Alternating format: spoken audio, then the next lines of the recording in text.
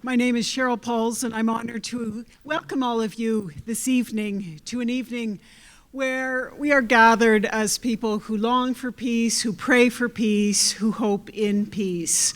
Thanks for the ways that your lives are part of this yearning, this longing, and a peace that seeks understanding across differences and respectful of the beauty that brings. Before Dr. Harry Hubner, Emeritus Professor of Theology and Philosophy, comes to introduce our guest, Dr. Shomali, let's bow for prayer.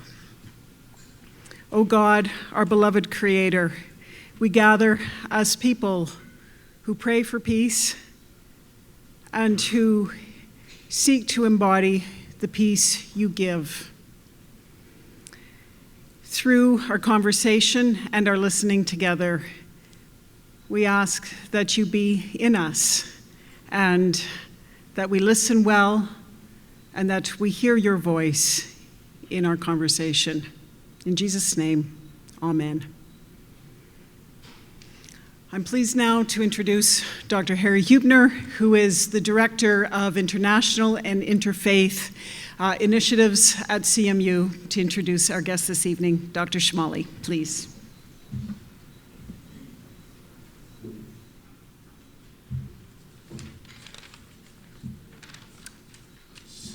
Thank you very much, and I join Dr. Pauls in extending a hearty welcome to all of you. I am delighted that so many of you could come from a variety of different communities in this region, so welcome to all of you. Special welcome, of course, goes to Dr. Shomali. Dr. Shomali has been on this campus several times. I did not check with him how many times, but probably at least 4 or maybe 5 times already. And he is always inspiring. When I hear him speak, I find a kind of an inspiration that comes from his deep sense of spirituality, his love for humanity, his love for God. And I consider him a dear friend of mine, and so I am very happy that he is with us here this evening. Just a few words of introduction.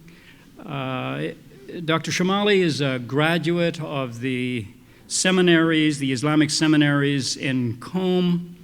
And when I say that probably for most of you, you would think, okay, he studied in a seminary for 2 or 3 years, but that's not what this means. The seminary program in that part of the world is a long one. I have a student friend there who just told me that he was a seminary student, continues to be a seminary student, and has been so for 22 years. So this is a long program. Dr. Shomali has also earned several degrees, a Bachelor of Arts degree and a Master of Arts degree in Western philosophy from the University of Tehran, and then from Manchester University in the UK, he earned his doctoral degree. His doctoral dissertation was written on the topic of ethical relativism, and then he also did a postdoctoral research study on the topics of life and death issues. So you see that he comes from a wide background of training. He is currently the founding director of the International Institute for Islamic Studies in Qom. This is the institution that CMU has a relationship with. We have several exchange programs that we have conducted in the past, student exchanges, as well as professor exchanges and some teaching exchanges as well. And he is also currently the director of the Islamic Center in England, in London, England. He has published several books. A book, I'll just read a couple of titles just so that you get a sense. A book called Self-Knowledge, Ethical Relativism, of course, growing out of his PhD work. A book on discovering Shia Islam. It's a little booklet. Things about his work that I've noticed is it gets translated into many languages. The last I heard that this little booklet, Discovering Shia Islam, which is available in our library if you would like to read it, has been translated into 14 languages. Is it more than that by now? 14 languages. He's written another book called Shia Islam, Origins, Faith, and Practice, and a book on the principles of jurisprudence. Among other things, he is the co-editor of a collection of essays that have come out of the Shia Catholic dialogue, which he is involved in. And so he has published at least co-edited at least 4 books out of that, or six, many books in that collection of work. He's also participated in the Mennonite Shia dialogue, which some of us from this institution have been involved in. In addition, he is also the editor-in-chief of 2 journals in this larger topic on spirituality and Islamic Studies. So you can tell from this that there's a deep sense or a depth of knowledge in his work. The other thing that I want to say about him is that he travels a lot. He seems to be on the road as much as not. I talked about that with him just over supper tonight, and he says that traveling for him is like holidaying. And I was wondering, we have kept him extremely busy in these last 2 days, and so I don't quite know how that can be a holiday, but he says it is. He's also married. His wife, Makhnas Haydarpour, is also a scholar. She has been teaching in the Jamiat al-Sada Institution in Qom, which is a women's university. She is now teaching in the same center that he is part of. Together they have 3 children, 2 sons and a daughter, and they also have a 15-month-old grandson. We are delighted that you are here with us this evening. Thank you for coming. We look forward to your message to us. Please.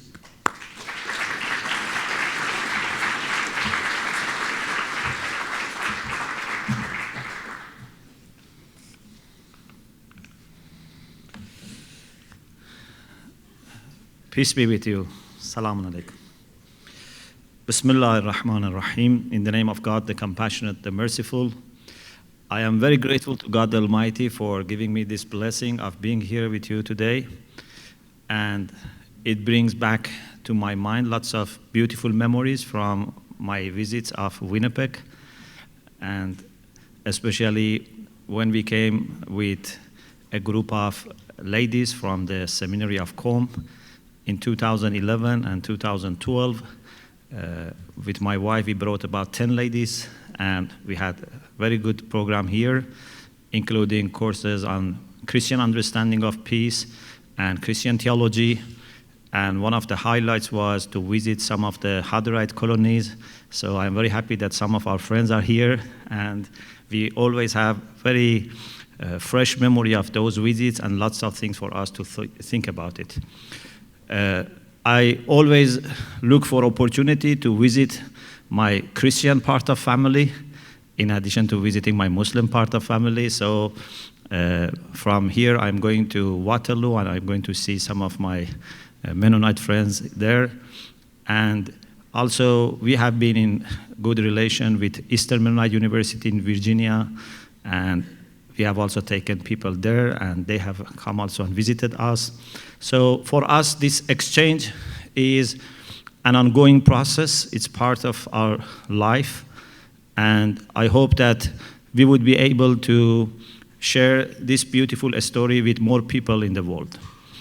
What I'm going to share with you is a little bit about the way I was involved in Christian-Muslim relation and dialogue, and then some reflections, some thoughts, and then I would be very happy to receive your comments and questions. As Harry mentioned, I studied in the Seminary of Qom. I was born in Tehran, but when I was 17, I decided to go for Islamic Studies to seminary.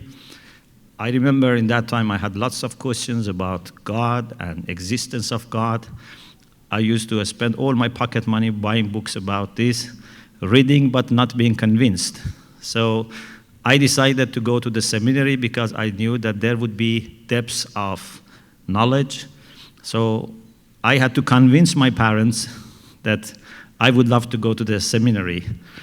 I was in a special school in Tehran for talented students, and most of the people were going for medicine and engineering. It was only me and one more friend that we decided to go to seminary. So I was in seminary. I was interested in spirituality from the beginning and also philosophy.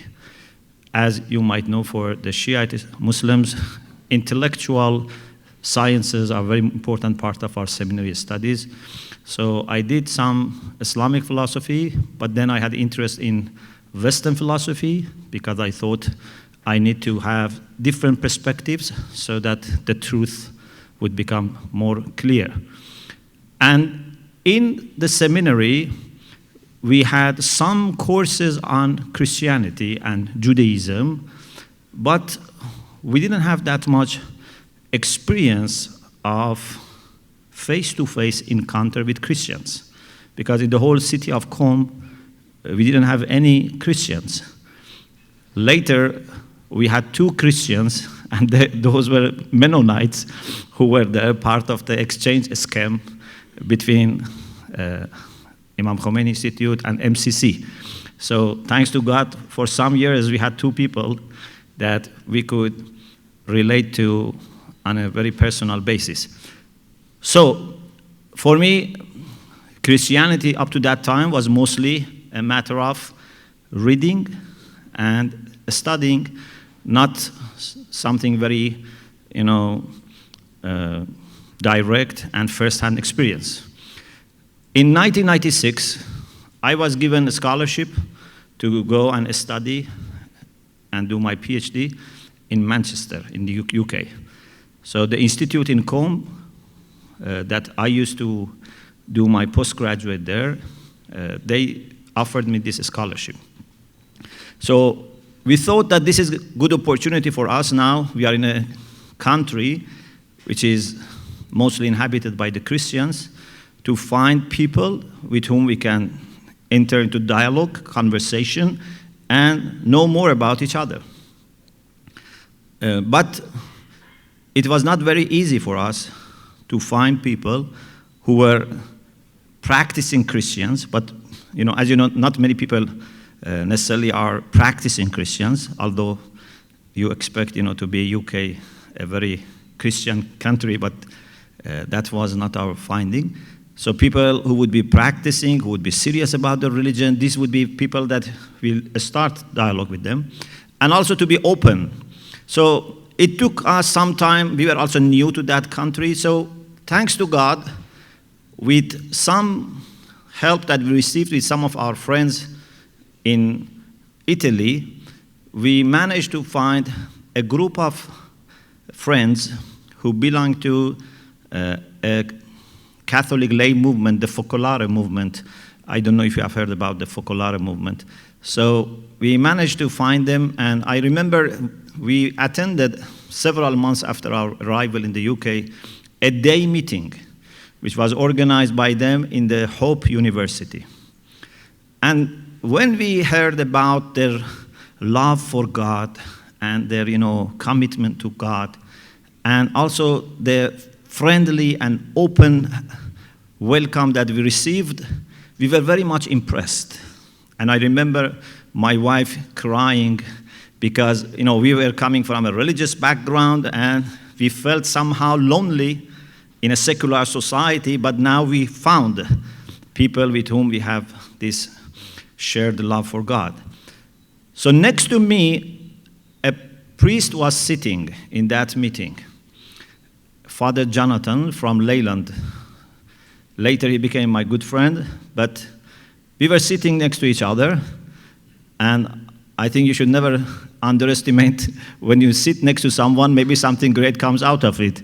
So many of the story that I'm going to tell you came out after the conversation between me and him.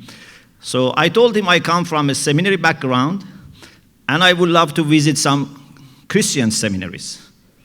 I want to see how, Christian seminaries function. So he suggested to visit Ampleforth Abbey, which is not a seminary, but a place for the formation of the Benedictine monks. This is the largest monastic community in the UK, and it's North Yorkshire. So we went together, and I have to tell you, this has nothing to do with my study. My study was purely philosophical and, ethical relativism, but out of my own love and passion and search for common roots. So I went to the monastery with him for 2 days, and we really enjoyed our conversation.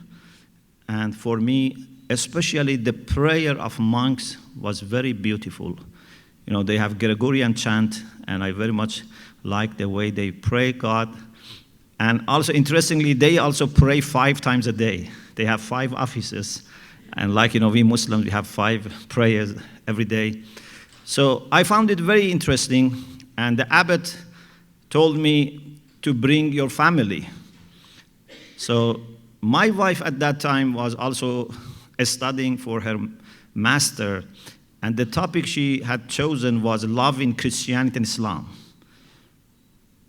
So we used the library of the monastery. We had lots of conversation with the monks, and she was asking questions.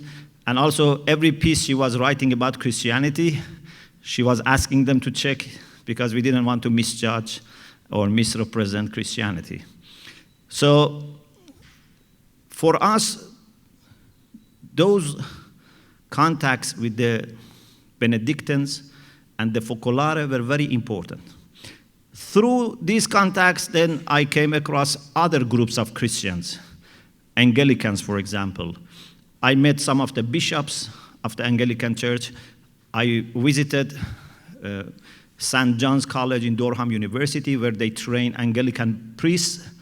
And I was looking for everything possible to add to my information about Christianity as it is lived and practiced, not as just written in the books. In 2001, after I did my PhD, for 1 year I was in London and I was doing my postdoc. So Abbot Timothy, who was the abbot of Ampleforth Abbey, he told me, Muhammad, are you happy to give a talk on Islam to our brethren? This is after several years, we've been knowing each other. So he asked me to give a talk. I said, yes, I'm happy. So he said, what are you going to talk about? I said, I'm going to talk about Islam as an introduction, and then Islamic spirituality, and I end with some practical instructions given by Muslim mystics. He said, this is very good, but why you don't give 3 talks? So he invited me to go from London to Ampleforth, give a talk, and then after a few weeks, the second talk, and then the third talk. Thanks to God, when I talked about Islamic spirituality, we found lots of similarities. As you know, the Benedictines follow the rule of Saint Benedict. They have the rule. So they kept telling me, what you say about, for example, humbleness, poverty, these, are in the rule of Saint Benedict. And later, of course, I kept hearing this from other groups of Christians, because we all come from the same root. So there are lots of similarities.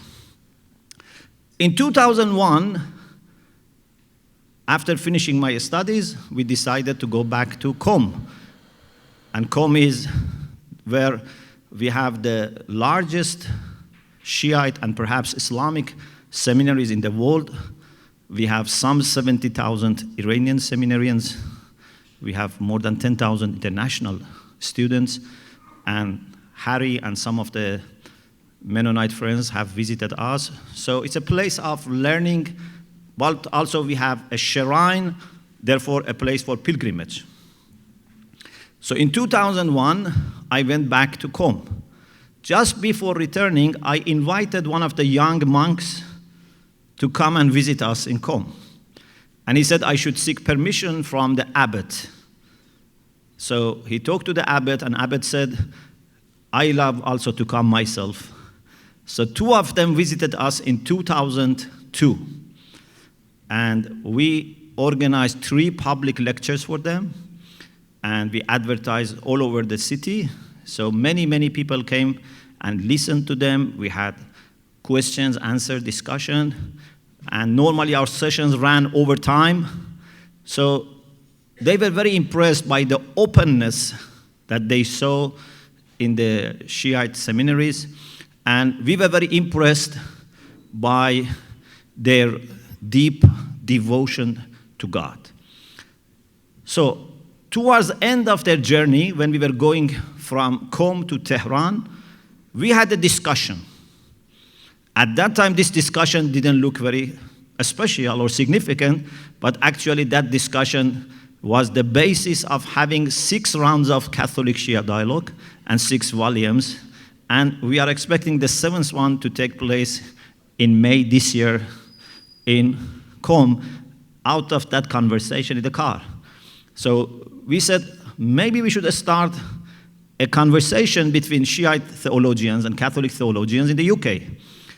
So they said it's a very good idea, and we can have it in Ampleforth. I said it's a very good idea to go to Ampleforth because very spiritual place, but I said most of our people are in London, not many Shia in Yorkshire. So they said we are going back to London and look for a possible partner. So when they went back to London, they found Heathrow College. Heathrow College is run by Jesuits, and it's one of the colleges that is affiliated to the University of London, but it's one of the very few which are religious.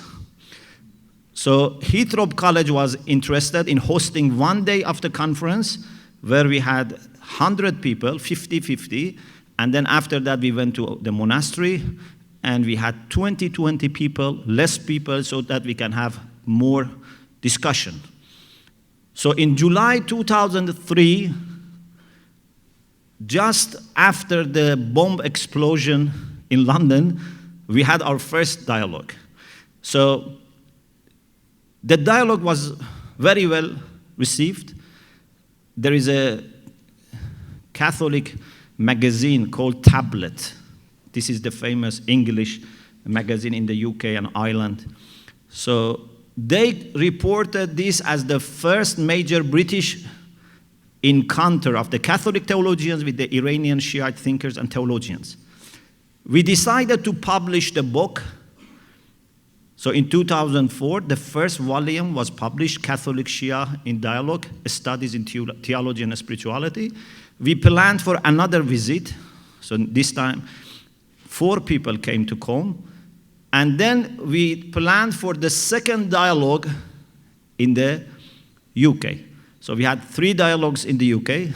Then we had the 4th in Italy, the 5th in Qom, the 6th in Assisi in Italy, which was the last one. And as I said, we are expecting the 7th in May this year.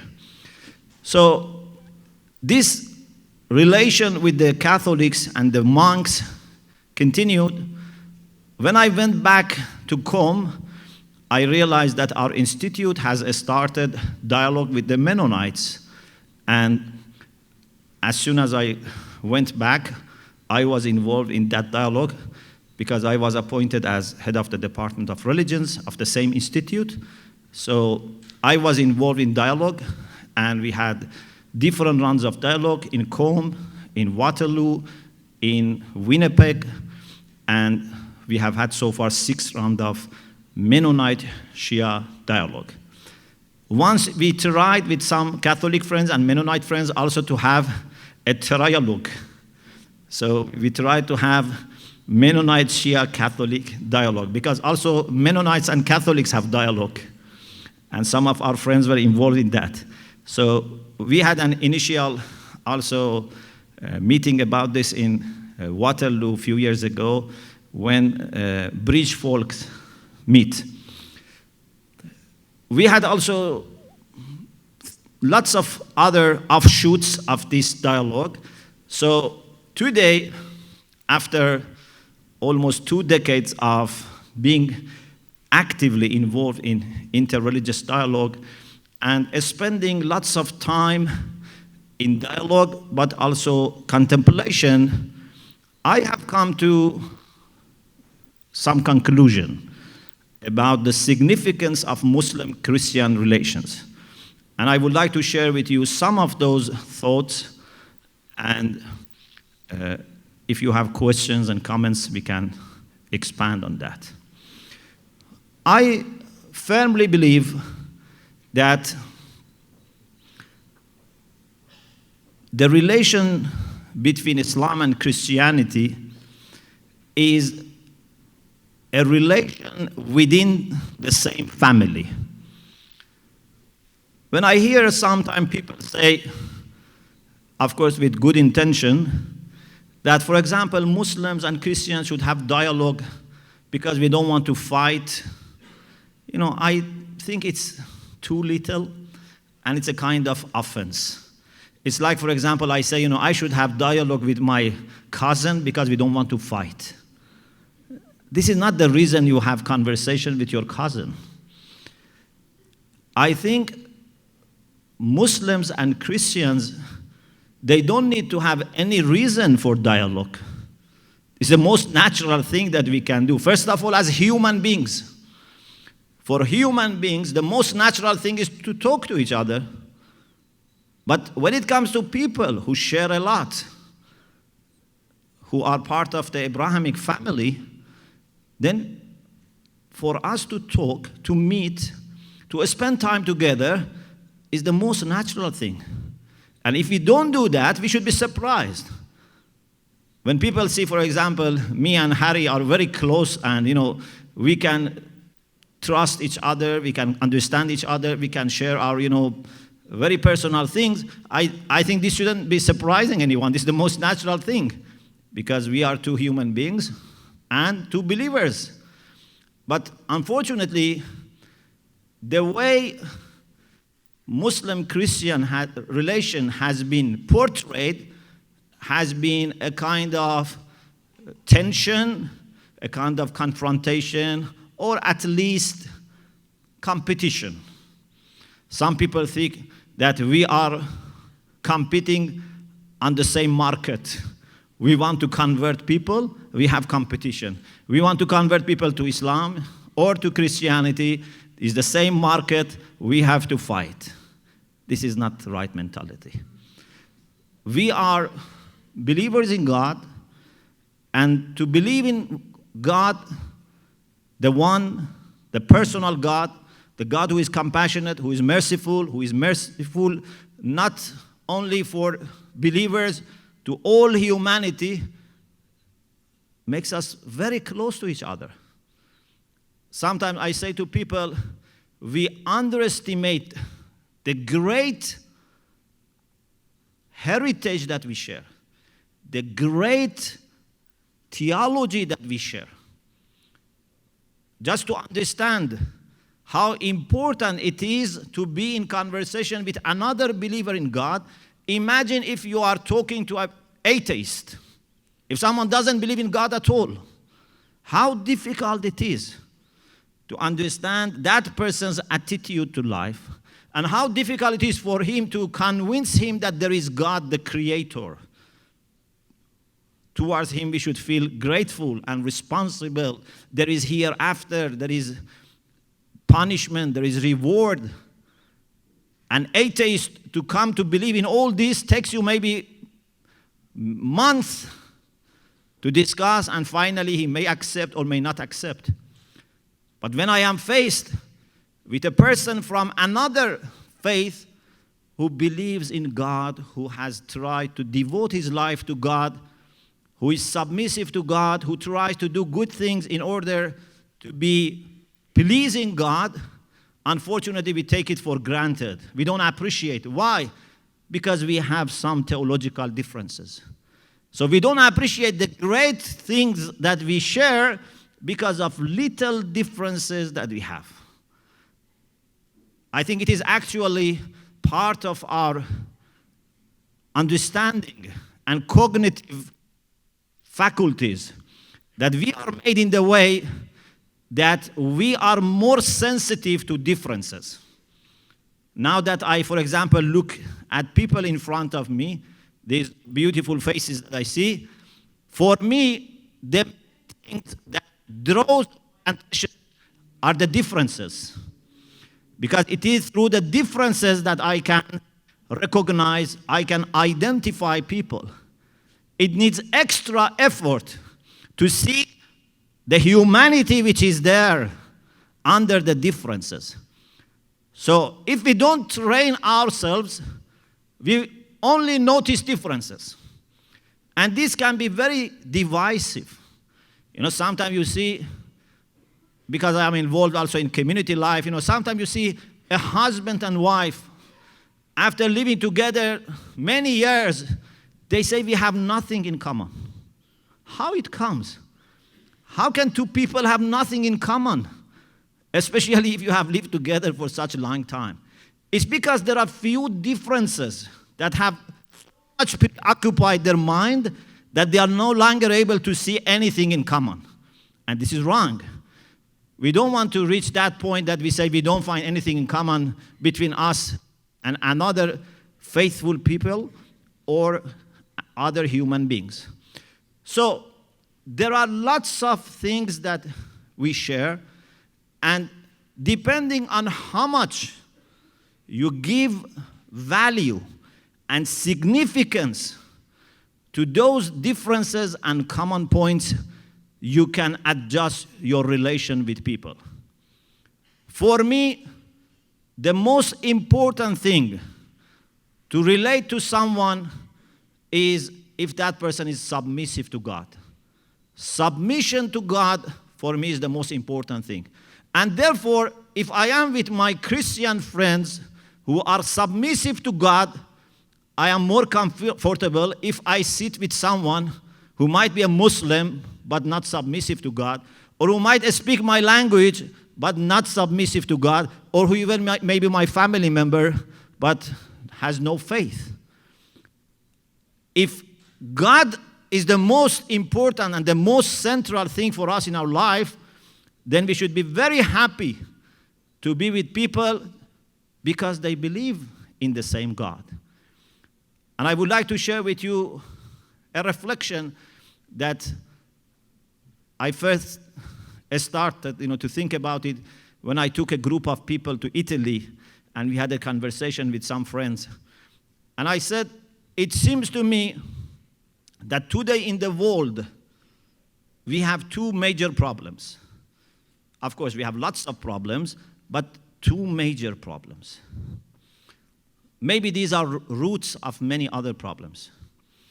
One is that there are people in the world that they have not had any experience of faith.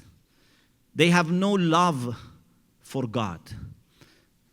And me and you that have been gifted with the beauty of faith, I think we can never understand how much a person without God suffers. Because we always had God in our life. We always had God as someone who brings us a strength, comfort, tranquility, acquaintance. We never feel lonely. But those who don't have God in their lives, they suffer a lot. And sometimes they don't know what is the source of suffering, but the suffering is there. I think they are real orphans. It's more difficult to lose God than just losing your parents. So there are people who have no experience of faith, no experience of love, for God. This is something that we should feel responsible. We faithful people, if together share with them the beauty of faith, the beauty of love, then it would have much more impact if we separately talk about God. If Muslims separately and Christians separately talk about God, some people may say they have, their own agenda, they have their own interest. But if we together manage to talk about the beauty of faith and invite them together towards God, it has much more impact. Unfortunately, what happens today in the world is that we have sometimes fight between religious people, and some people are very happy to see religious people fighting and then tell everyone, look, these religious people are troublemakers. If you want a world free from tension and fight, we should get rid of all religions. We should get rid of all the religious signs and symbols and orientation so that we can have a world full of peace. This is what they want to say. But if we work together, who can then say that? If they see Muslims and Christians working together for peace, for justice, who can say religious is the source of problem? Who can forget all the great services, all the charitable works that religious people are doing in the world? But unfortunately, because sometimes some of us are not careful, we give them all the excuses to attack all religious people. So one problem in the world is some people have no experience of faith. The second problem is about the people who have faith, but unfortunately not in the right way. There are people who love God. They talk about God, about religion. They say, we do everything for the sake of God. But their love for God is possessive. I call it possessive love. They want to possess God. They want to have monopoly over God. Like you love your house. You don't let anyone to go to your house unless you give permission. You love your car. You love your garden. Some people think God is the same. God is an object that belongs to me. No one should have access to God. It's only me and my people. It's my God, not your God. In some countries, Muslims, Christians fight even over what to call God. Some people take Christians to court. Why you say Allah? Some Christians say to Muslims, why you say God? God is ours. You can say Allah. You cannot say God. And some people say opposite. This doesn't make sense. If you are a true lover in God, you should be more than happy to see other people praise God. Other people want to associate themselves to God. But if you want to possess God, this is a threat. Those who want to possess God, then they bring God to their own level. Then the God of humanity become gods of one religion or one sect or one tribe.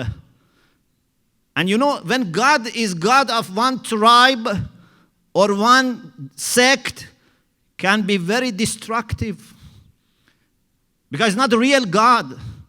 It's the ego of those people projected as God. They kill other people, they say, this is what God wants from me. This is not God. This is your ego projected as God. God, which is brought down to the level of a human being or a tribe or a sect or a caste, is divisive. But the right way of loving God is to be possessed by God, not to possess God.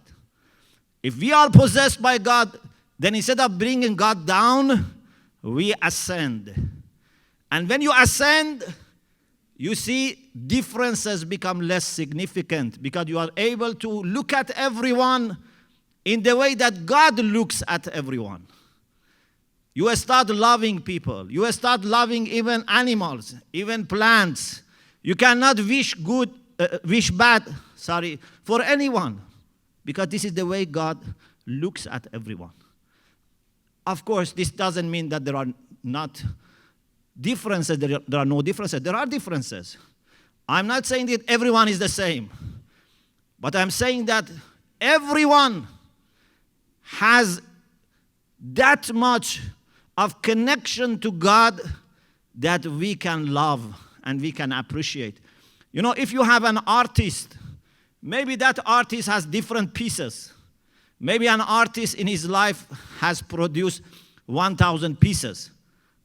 They are not necessarily the same, but you love all the pieces if you love that artist, because you say they are all produced by the same artist. If your father has made few gardens, you love all of them because you believe that they all belong to your father. A believer in God would love everyone because he sees signature of God on every creature.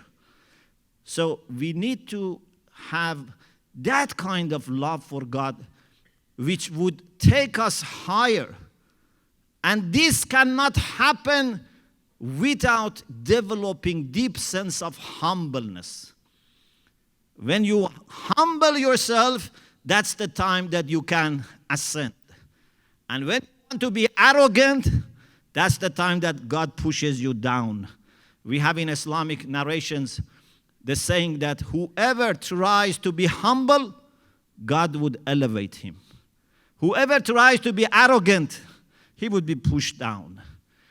I would like to end with a story about Abraham, and then I would be finishing my talk.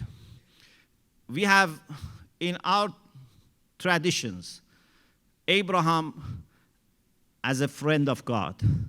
We say Khalil. Abraham was chosen by God as his friend. There is Islamic narration that gives us some details about the time Abraham received the news. The story is mentioned in the Quran, وَاتَّخَذَ اللَّهُ إِبْرَاهِيمَ خَلِيلًا. God chose him as friend, but the details are in hadith, in the sayings of the Prophet and Imams. The narration says that Abraham was a hospitable man. You know, he loved to share his meal with guests. And sometimes when he didn't have any guests, he used to go outside and look for someone that he could invite to share meal together. Something that we very much need today, hospitality. So one day when Abraham was going back home, he found a person in his house. He used to shut the door, but he found a man inside his house.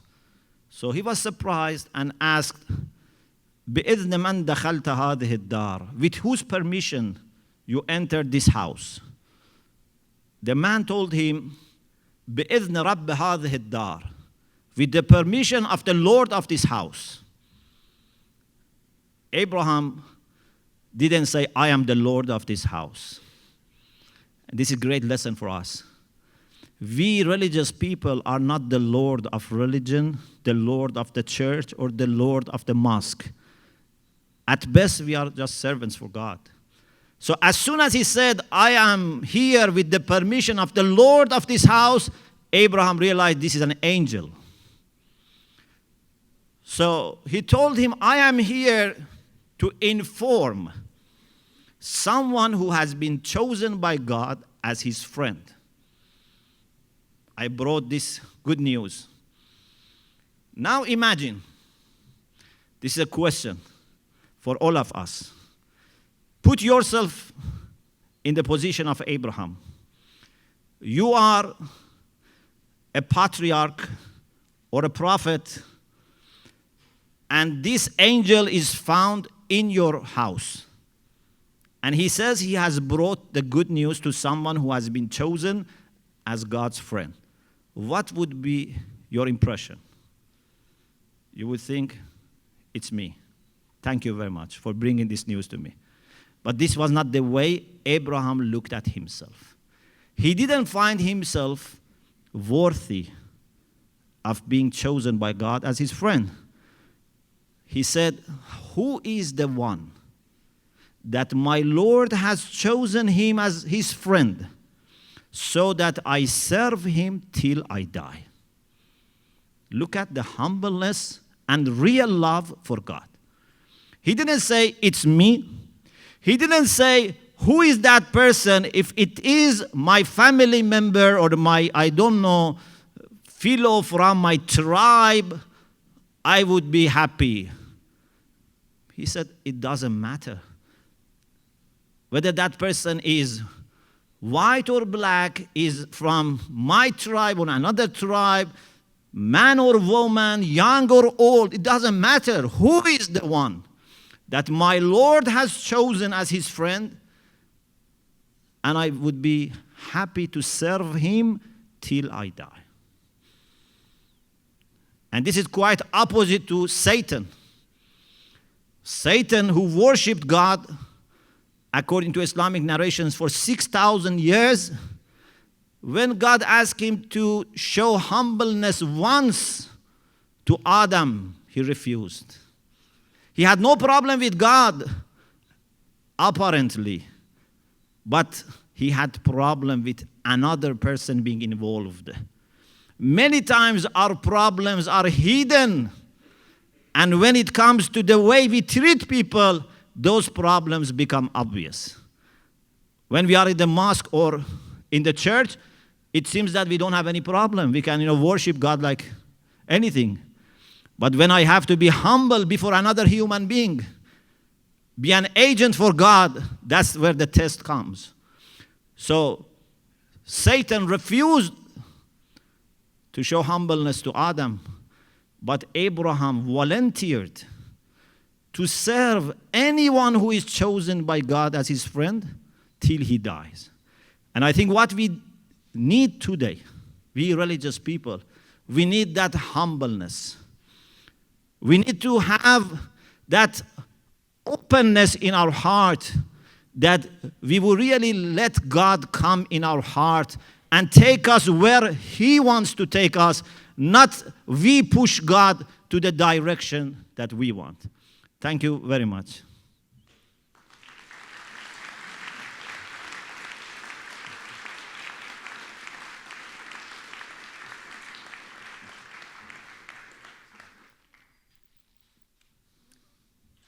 Thank you very much for that inspirational speech. Now, in the Christian, maybe especially, can you hear me? The Mennonite tradition, it's not our custom to ask questions after an inspirational sermon. We just go home and we continue to meditate. However, this is not a Mennonite worship service, and so we are definitely going to open this up for questions and responses. Please, if this may take a few minutes for us to be able to formulate our thoughts, but let's take some time. It's not every day that we have someone like Dr. Shomali with us, so let's take some time. There are microphones, well, a microphone. Is there a roving mic as well? But anyway, there's a standing mic here. Please come forward, and if you would be so kind as to identify yourself and respond or ask a question, and we can continue our interaction. Please. You mentioned Qom. How do you spell Qom? There are different spelling, but Q-U-M and Q-O-M are more popular. Some people put G-H, but Q-O-M or Q-U-M. This is a town towards the south of Tehran. The capital is Tehran, so it's about 130 kilometers towards the south of Tehran. And about 5 miles before the town, it is spelled Q-O-M, and so that's the spelling that I use. Q-O-M. It's the one place where a U does not follow a Q.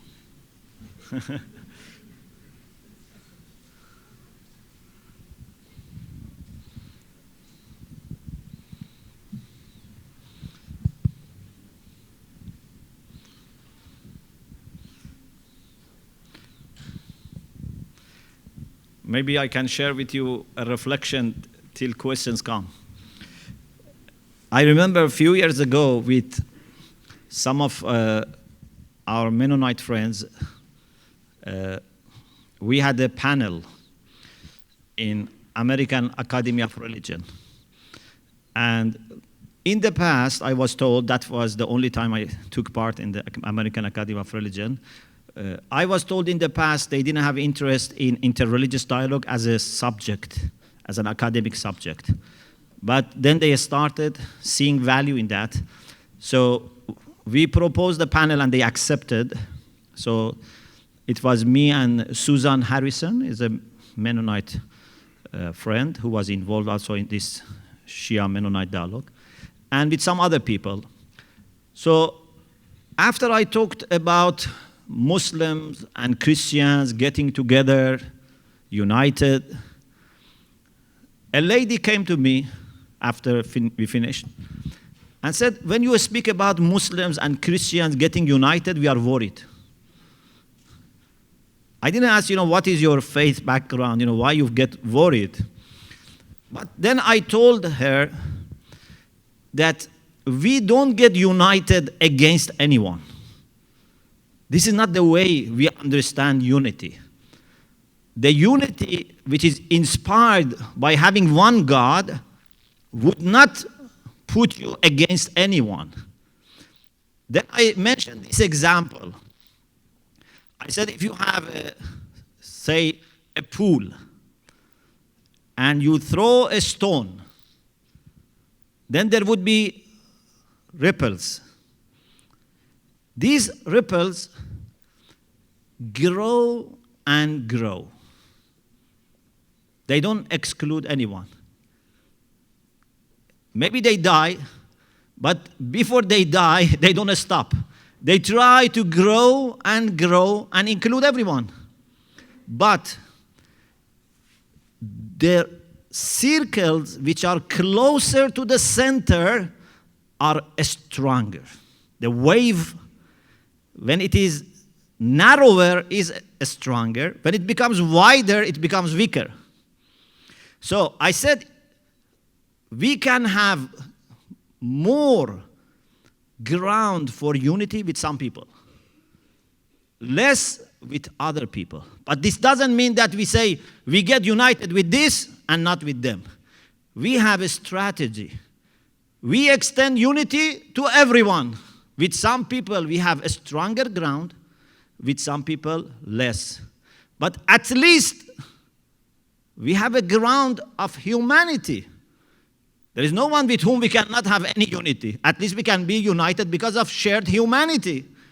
But on top of that, if someone is a believer in God, then we can have a stronger unity. So we don't sacrifice the more we share with some people in order to reach out to other people, but at the same time, we don't do this with the cost of excluding anyone. So we should be able to extend this unity to all people. So we are not getting united against anyone. We have to actually be serving everyone. If we are servants of God, we should serve everyone.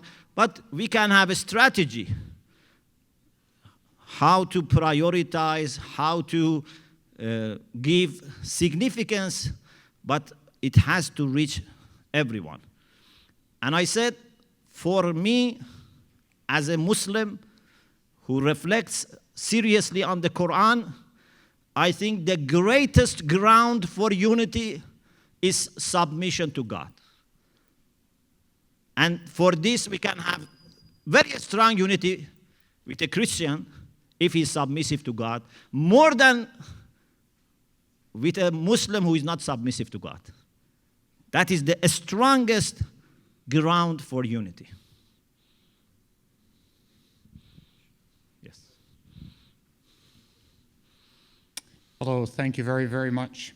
I agree. Okay. Oh, my name is John Dirksen. I would find it much easier to talk with you than with an atheist. And I appreciate your love for God. My question is, how significant do you see the difference between Christians and Muslims about Jesus? Thank you. Certainly, there are differences, as there might be differences even among different Christians about Jesus. It's not that all Christians believe the same way, and also it's not that all Muslims have the same idea about Jesus. But for sure, for both of us, Jesus is a very special person. For us Muslims, Jesus is one of the 5 most outstanding figures. You know, we believe that there were 124,000 prophets. Out of them, 313 had a special position of being a messenger. They had a special message given to them. Out of them, 5 are the most outstanding. And Jesus is for us one of those 5. The Quran talks about Jesus as a word from God, about a spirit from God. The Quran tells us that Jesus was able to give life to birds and to revive the dead. I think this is lots of, things that we can celebrate as commonalities between us and our Christian friends. But when it comes to, Trinity or deity, here we may have differences of opinions. But what is important is we both have great revere for Jesus, and we both believe in one God. So Christianity is a monotheistic religion. Islam is a monotheistic religion. Then when it comes to interpreting the unity of God, then we may have differences. But these differences should not make us forget all the commonalities that we have, especially the faith in the same God, with all the characteristics of God that we share, being all knowledgeable, all powerful, all merciful. This is something that we should not underestimate. Hi there. Hello. He had maybe a question before you, but it's okay. Sorry. Okay. I just wanted to observe justice. Do you want the microphone? Yeah.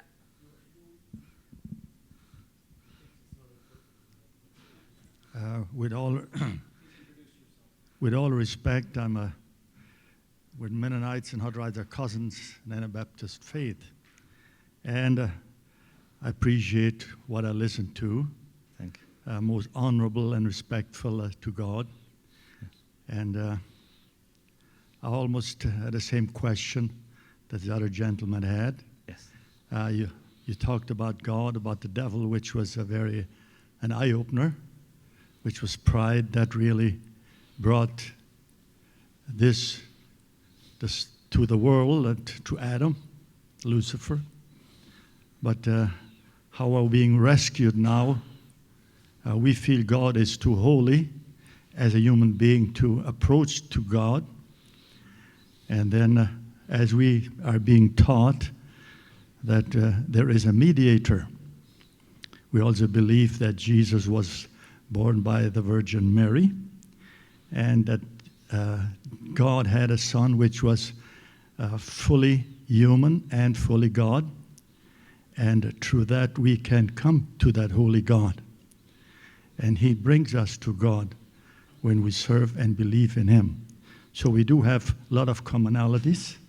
I like this little example that he said about that stone.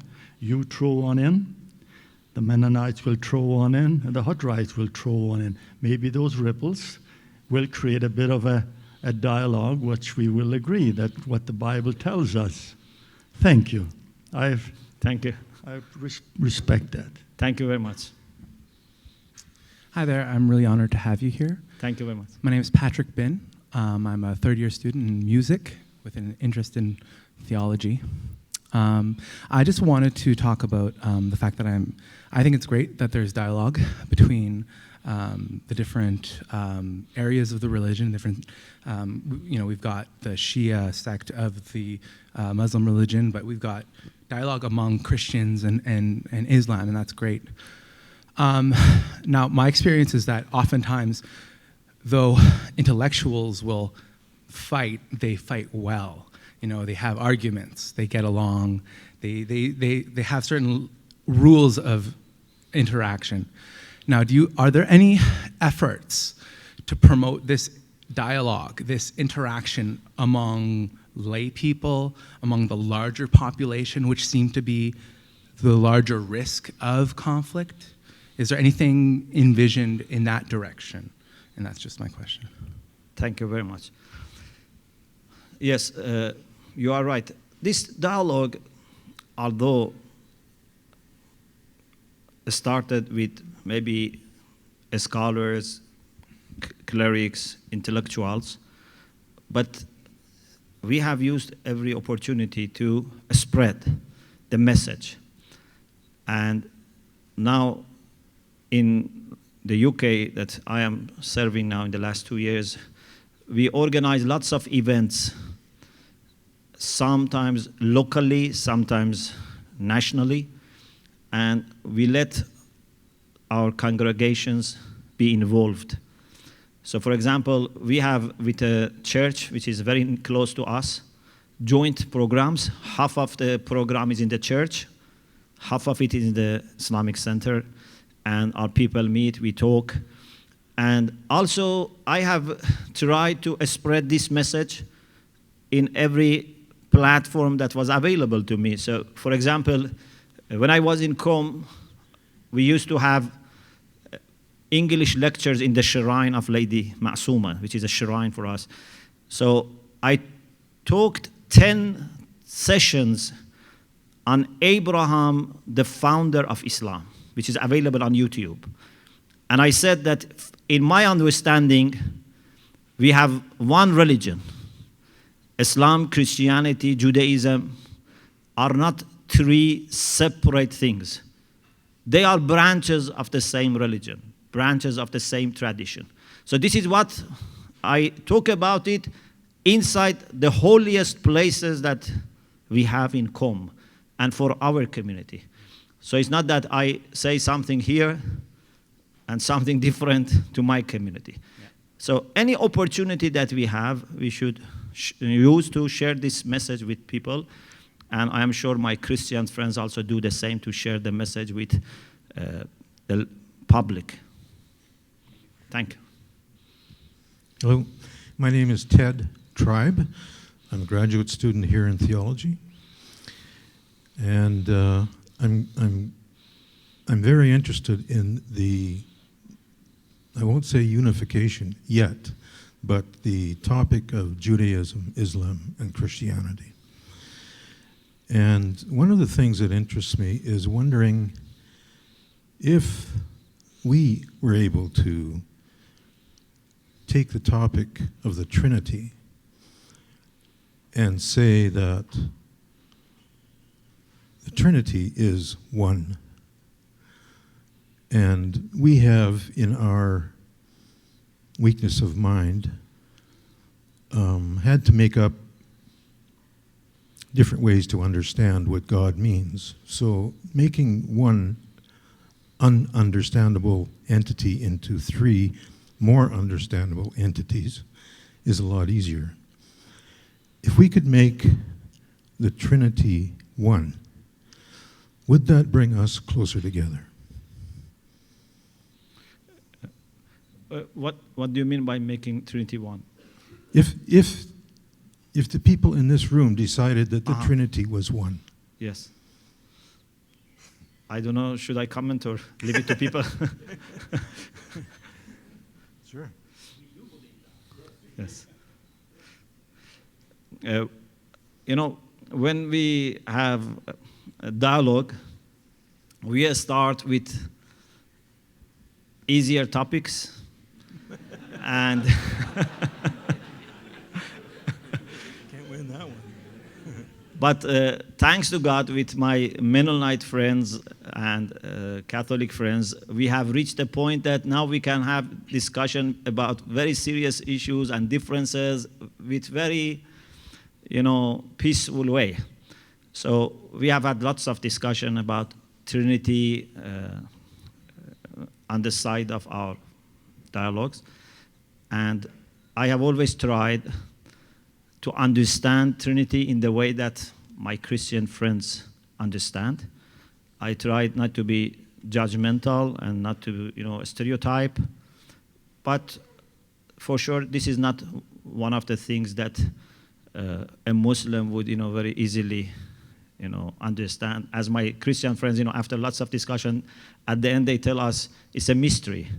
So I think it's better to start conversation with the things that are easier to understand. But as friends, I think no topic can keep us separate. We can have differences, we can have commonalities. And what is amazing is in the topics that you think you would very much disagree, if you look carefully, there are many elements that we share. Maybe on the surface looks as if there is only one thing and we disagree. But if you analyze, you find that the same concept has many elements that we can agree on many sides of it.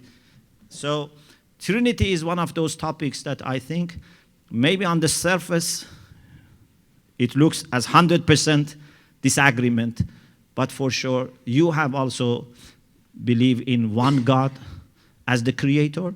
So that's great that we all believe in the one God.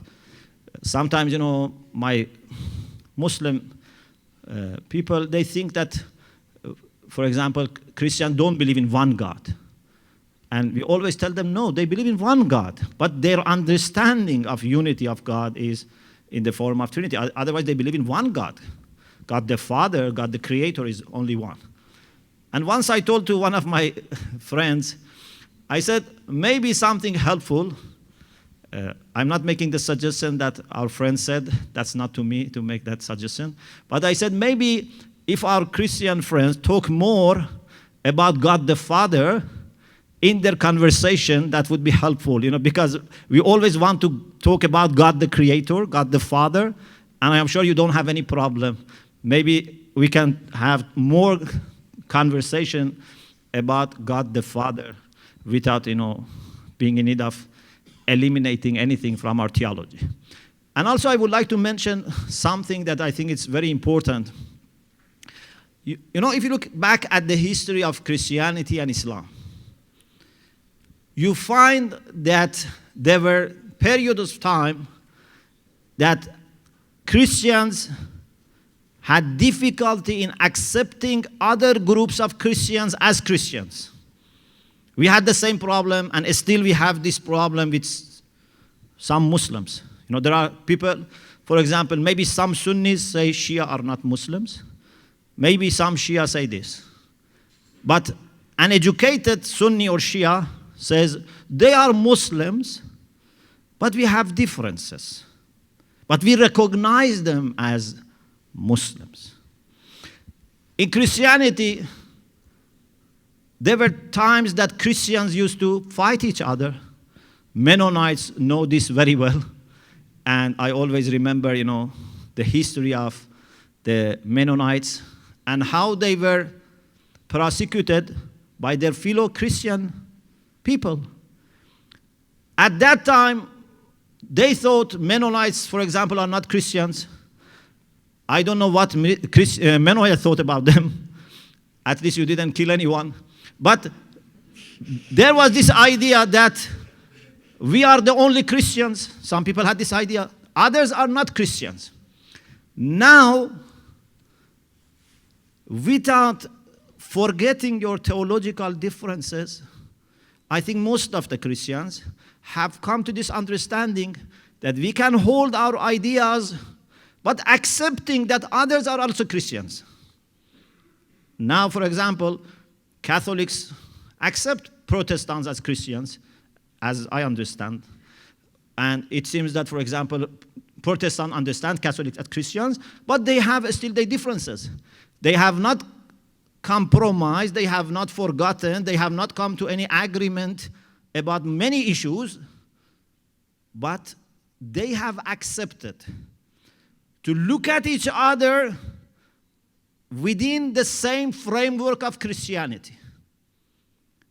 And just to accept a common framework makes life much easier. You have still your own differences, but the fact that you accept they are Christians makes it very easy for you. And if we Muslims do the same, makes it very easy for us. So now my suggestion is Muslims and Christians can keep their theological differences, but why we cannot take a framework that can give us a point of reference to look at each other as people who have the same tradition of Abraham, recognize each other as believers in the same God and the same history of prophecy. So this can help us understand better that the differences are not to keep us divided. Assalamu alaikum, Sheikh. My name is Khan. I'm a member of the Muslim community over here. The question that I actually have is regarding faith, something that you touched upon. What would your recommendation be in respect to Christians and Muslims on how to acquire more faith? Like I said, with respect to not only Muslims but Christians as well. What would your recommendation be? To do what? To get more faith, to have more faith in our religion, on gaining more spirituality as well. What would your recommendation be? Yes. Something I very much appreciate in our Mennonite friends and also like Hadarites and the Amish and other groups is that they have taken their faith seriously. Because unfortunately, some people have faith, but they don't take it seriously. They don't give a special place to that. When you look at their life, their behavior, you don't find that much influence of faith. You know, some people, maybe you only recognize they are faithful when on Friday they go to mosque or Sunday they go to the church, if they go. And then the rest of the week, you don't see that much difference. Some people are like that, but I am very happy that we have people who take their faith seriously. I many times have told my Christians, it doesn't make me happy at all if I see people don't go to the church. It makes me very sad. I love church to be always full of people. I love Christians to proclaim their faith. You know, I sometimes tell people it breaks my heart when people talk about Christmas as Xmas or, you know, something which is not religious, is a secular feast. As a Muslim, I feel bad because I think this is the sign of faith disappearing gradually from society. In November, we had a meeting in Geneva, a dialogue between Shi'a Muslims and World Council of Churches.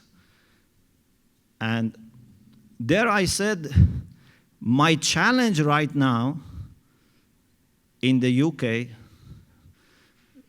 is not Muslims becoming Christians. This is not my challenge. My challenge is breakdown of families. My challenge is people giving up the idea of faith altogether, people becoming selfish. This is my challenge. This is my greatest concern, how to educate people to value family, to sacrifice for the sake of the family, all these things. I don't think even 1% of my attention goes to keep our people away from church. This is not my concern. I hope for our Christian friends also would be the same. We should wake up and see the real threat. The real threat is not Islam for Christianity or Christianity for Islam. The real threat is absence of God from our lives. This is the real threat. And I share sometimes my reflection with people. I say, if we look at the history, for the most part, Christians and Muslims didn't help each other that much. Scientifically, yes, in medieval ages, there were lots of scientific exchange. In local communities, there were help. But it's not that in a very large scale, Muslim leaders and Christian leaders sat together, planned together, worked together. Everyone worked on his own. And Christianity spread, Islam spread on their own. But I think we have entered an era that there is no future for us unless we work together.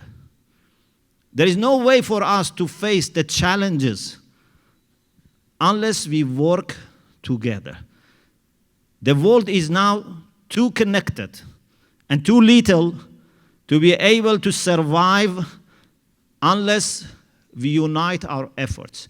Because you see the challenges coming right away to the middle of your house.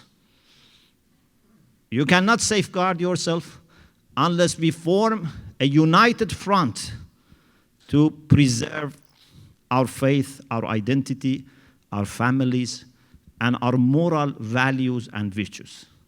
So I hope we start doing this, but I am very much convinced that this is going to happen.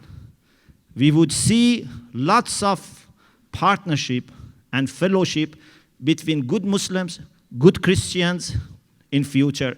This is my great conviction. And the great challenge for these people would be two groups of people.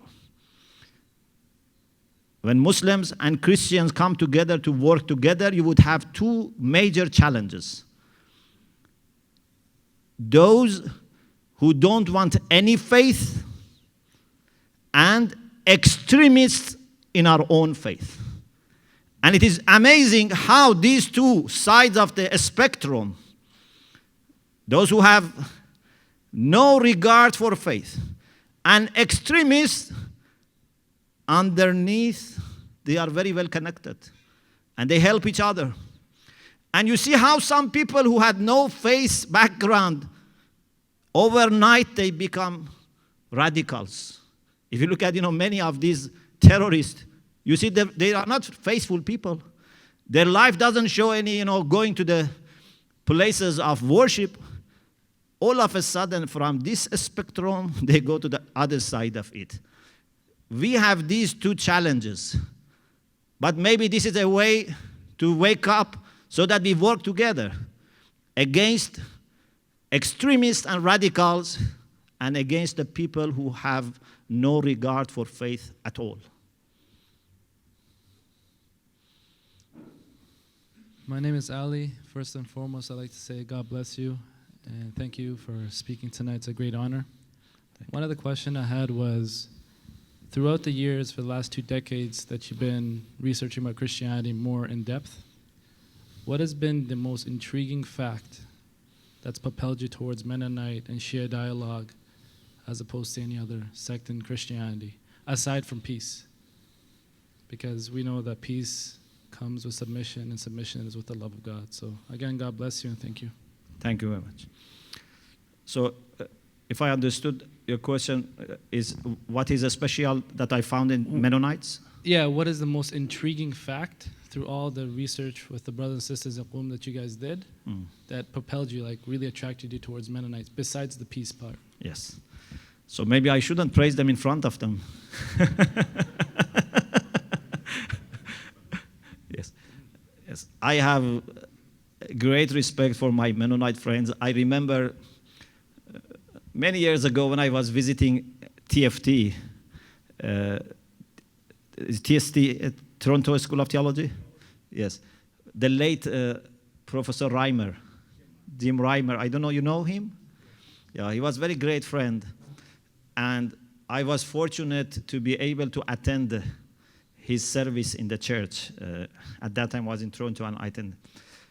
Anyway, in one of my visits, I asked him, Jim, what is the secret that you Mennonites are so good? For me, I think there are several things that I admire in Mennonites and related churches. One is their deep sense of devotion to God. Whether they are talking about it or they are not talking about it, I sense this in them. You know, I sense that there is a special regard for God, for faith. And even if they have different walks of life, faith for them is very serious. And also I respect that they have tried to not lose their faith and identity despite the advancement of, I don't know, technology and, you know, modern era. Of course, there are different responses that have been given. We have, you know, different, we have Mennonites, old order Mennonites, we have, you know, Amish. But it seems that all of them are engaged in this concern, how we can live a life of faith today. And this is for me very important. And also the work, as our friend mentioned, the great work that they do for peace building, peacemaking, we appreciate. And this is in addition to what they share with other Christians, because I have great respect for all Christians, but with my Mennonite friends and with some other friends, I have extra things in them that I love and appreciate, in addition to the general fact of being a Christian. So I am grateful to God for our friendship, and I hope we would build our friendship. My name is Harold Jans, and I want to say thank you, too, for the spirit that you bring to your presentation and the way you speak to us here. You made a comment in your address about the desire that Christians have to evangelize, to convert. Muslims have the same desire. And in my mind, Islam and Christianity are the two religions in this world that are most engaged in this work of evangelizing for their faith. And I think this is the way it ought to be. You ought to try to convert us, and I think that's what you're doing in a sense tonight, and we ought to try to convert you to an understanding that we believe deeply in. But it seems to me that there's much greater opportunity and freedom to do so in our societies, which are largely Christian or have been, than it is possible in Muslim or Islam-dominant societies. And even if one thinks specifically about Iran, how much freedom do churches have to evangelize freely in the language of the country, or missionaries have to evangelize freely?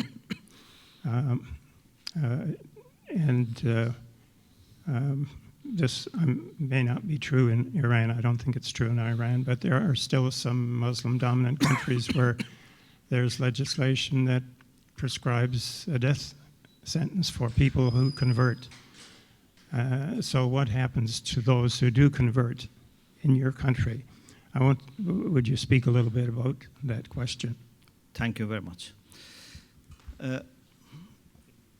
I didn't try to convert anyone tonight, and I was thinking whether it would be honest to say this, and I checked my heart, it was honest to say I never tried to convert any Christian. Never in my meeting with my Christian friends over the last 2 decades, I have made the intention of converting any Christian. I think what I have tried to do is to honestly share our love for God. It is my mission. And about Iran, in Iran, we have historical presence of Christianity. You may know Iranian Christians are Armenians and Assyrians. So they have been there for a long time. Even before Islam, they were there, and Armenians say that actually they are the first nation that embraced Christianity. So they are very historical. They have no problem at all, and our constitution for the first time in the history of Iran, and this is what I heard from the Archbishop Sarkisian, who is the head of the Apostolic Church of the Armenians in Iran. For the first time in the history of Iran, our constitution granted them recognition. They are Iranian citizens with full right as Christians. Actually, they are given more rights than Muslims because they have fixed seats in parliament. In none of the Western democracies that I know of, religious minorities are given fixed seats in the parliament so that they only need to compete between each other. If Armenians in Iran wanted to compete with Muslims, they had no chance of getting into parliament.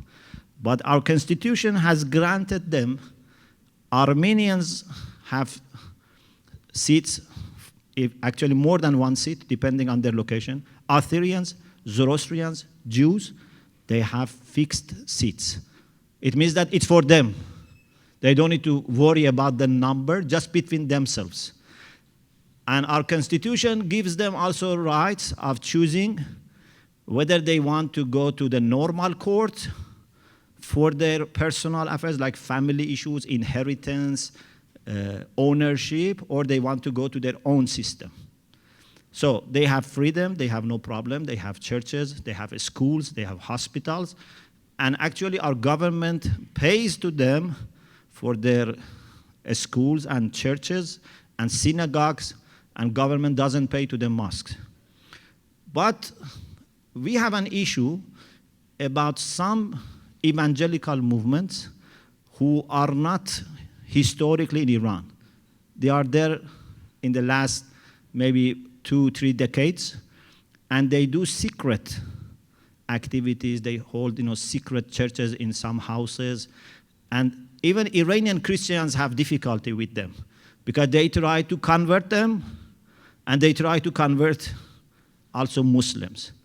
And because these are not Iranians, and they have connection with outside Iran, especially in some Western countries that Iran has political problem with them, it makes government very alarmed about this type of activities.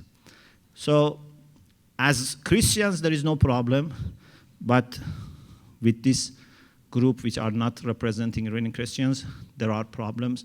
But I hope even for this type of things would be more ease if the political atmosphere is eased.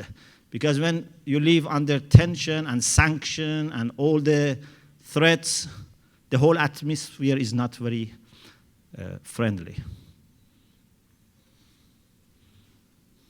Hi there, my name is Michael Merner. I'd like to thank you for speaking. I actually came in to study this evening and unexpectedly came across this presentation, so I appreciate it, and I very much enjoyed listening to you. Thank you. My question, I find this very, very important discussion, very interesting. I myself, pardon me, I have no religious affiliation. And I just try to live my life day to day by doing the right thing. And do I make mistakes? Absolutely. Will I continue to make mistakes? Absolutely. So the common theme seems to me today to be about collaboration, about respecting everyone, respecting every human being. Where do individuals such as myself sort of fit into this? Because on a personal note, I had a very close friend who we no longer are friends because he was not accepting of the fact that we had a different thought process. I wasn't quite where he was at in his religious understanding. And although I always respected him and I was always there to listen to him, and I thought he was anyway. I always thought I was there to hear what he had to say. That was a huge issue for him. So as I grow older, I'm trying to figure out how we all stick together and continue to respect each other and understand each other and learn from each other. How do individuals such as myself who aren't certain about the big picture and who are okay with that, who are okay with just trying to be a good person day in and day out without knowing that it's for a bigger, better cause? It's just a day-to-day human being. You show respect to each other, and that's that. So your thoughts on that. Thank you very much. Thank you very much. Could you let me know I've understood question properly? So the question is how to talk to people who don't take their faith seriously? Is the question, was this? Or? I apologize. For the first time in my life, I'm slightly nervous to talk, which isn't very normal for me. But my question is, how do individuals such as myself who aren't certain about the bigger picture, who don't have any certainty and understanding of, how do we fit into this idea of collaboration, of respect, and of moving forward? Thank you very much. Yes, for sure, we have no complete picture of truth. I cannot see everything in front of me or around me. But I think what is important is that if we act wisely in that space which is clear for me, which is known to me, then the next step becomes clear. But if I don't act properly in this moment, the next moment becomes even more difficult. So sometimes I say to people that, we are like people who walk in a very dark night. And we have to go from one side of the desert to the other side of the desert. It's dark. You have a torch which can shed light for a few meters. You check your map, you go next few meters, then the next few meters, and then gradually, by the time you reach half of it, it's already day, and you can go rest of it very easily. The first is not easy. The rest becomes easy. But the main thing is that much that we know, we should practice. And God will help us, because this is part of the love of God for the people who strive for truth and for being good.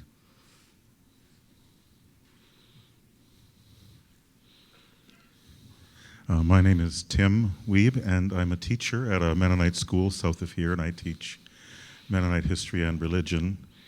And I want to thank you very much for your meditation. A relative in my family, and our staunch Mennonite family, recently became a Muslim. So the things I have said about the importance of interreligious dialogue have become very real, but also very rewarding. And as you talked about submission to God, a word that has always been very precious to me in my faith tradition came to mind, and that word is Gelassenheit. And a very, very rough translation of that, and the Hutterite friends here would have a better one, would be yieldedness to God. And as you talked of submission to God, that word was threading its way through my mind, and I found myself deeply blessed by your message. So thank you. Thank you very much. Thank you.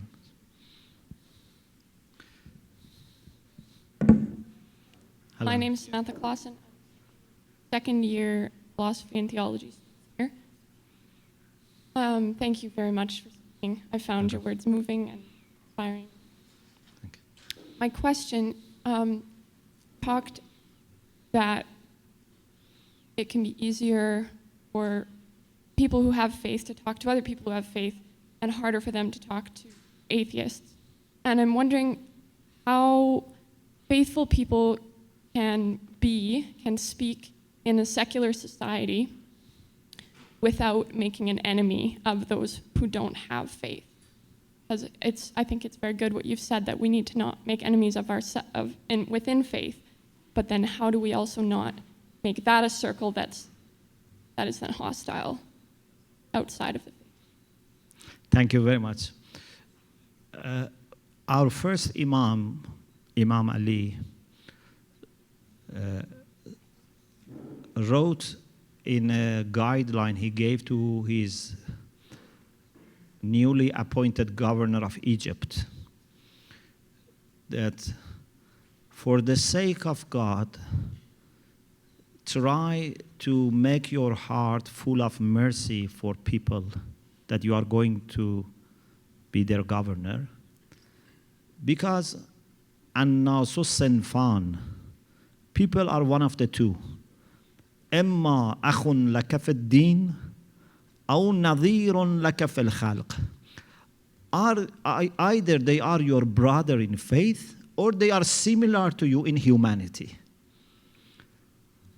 And then he said, وَلَا تَكُنْ عَلَيْهِمْ سَبُعًا ضَارِيًا. Don't be like a wild animal. Treat them either as a brother in faith or someone who is similar to you in humanity. So, for sure, we have more in common with believers, with faithful people, but our heart is full of love for everyone, and we are happy to share with them what we can do, but not necessarily treating them equal to the people with whom we have more in common.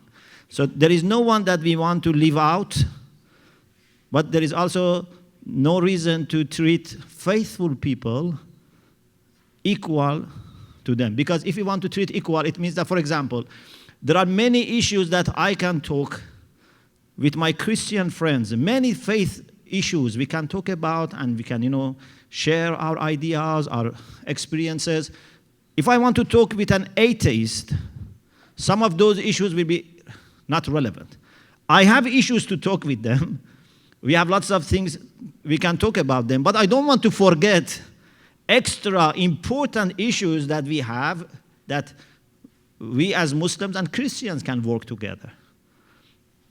So this is our strategy. We don't want to exclude anyone, but also we want to show our appreciation to the people with whom we share the gift of faith.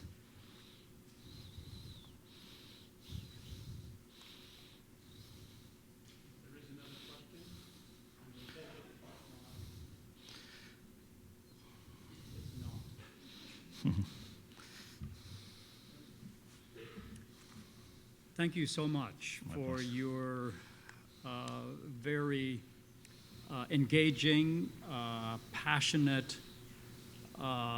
presentation, and your humility and humanity in engaging questions.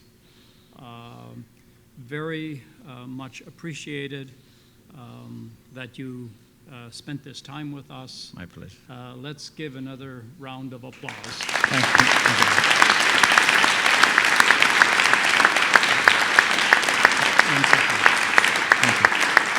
Thank you. And while I have your attention, just before we end the evening, I want to say that the next round of Mennonite Shia dialogue is in the planning stage, and the projection is that that event will take place here on our campus in 2017, probably sometime in June or maybe July. If we have room for observers to that dialogue, if you are interested in observing, you are welcome to do that. For now, I will call Cheryl forward. Thank you. I would like to give a set of the last 3 volumes of our dialogue. It's called Monks and Muslims 1, 2, 3. Each has another title. So I would like to give to our dear friend. And also, before we end, I would like to request all of you to remember us in your prayers. I very much count on the prayers of my Christian friends. So I hope you would remember us in your prayers. Thank you. Thank you, and with gratitude, I say thanks for sharing your convictions with us. Thanks for calling out our faithfulness and calling out further courage, vulnerability, and trust in all of us through the way you have engaged with us this evening. Our prayers are with you, and God is with all of you tonight as we go from here. We're dismissed. Thank you.